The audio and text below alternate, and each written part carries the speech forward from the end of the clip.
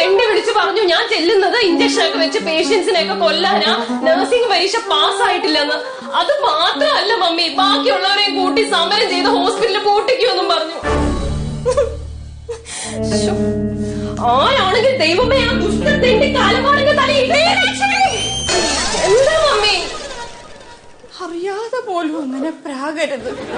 എങ്ങാനും ആ ദുഷ്ടത്തിന്റെ കാലമാരുടെ തലയിലിരുത്തി വീണ് നീ വിധവയായി പോവും മോളെ.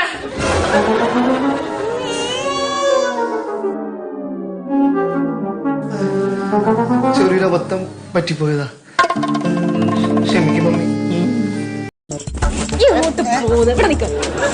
അവളിങ്ങനെ കയറി ഞാനെന്ത് ചെയ്യാനാ?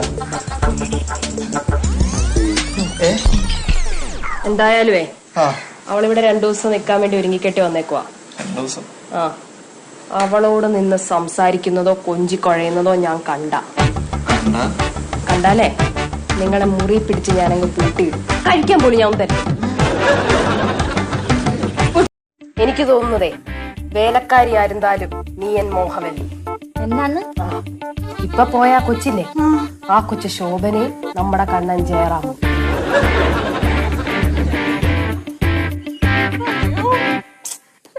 അയ്യോ, അപ്പൊ എന്റെ നാത്തൂനാണോ ഇപ്പൊ പോയത്? ഞാനേ കഴിഞ്ഞ ദിവസം ആദ്യമായിട്ട് ഒരു ഫോട്ടോ ഫേസ്ബുക്കിൽ ഇട്ട് എത്ര ലൈക്കാന്നറിയോ?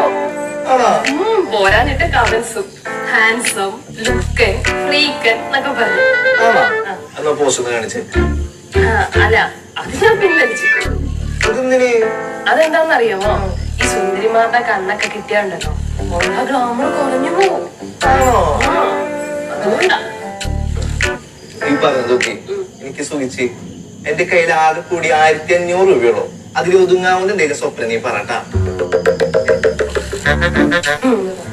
മനസ്സിലായോ?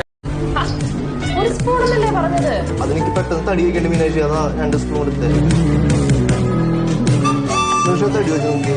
നമുക്ക് പൈസനൊക്കെ മാറ്റാണ്ട് ഞാനാണ് നോക്കി തടി വെച്ചില്ലേ?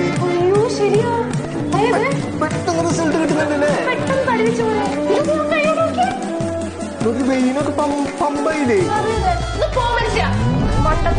പറയണ്ട്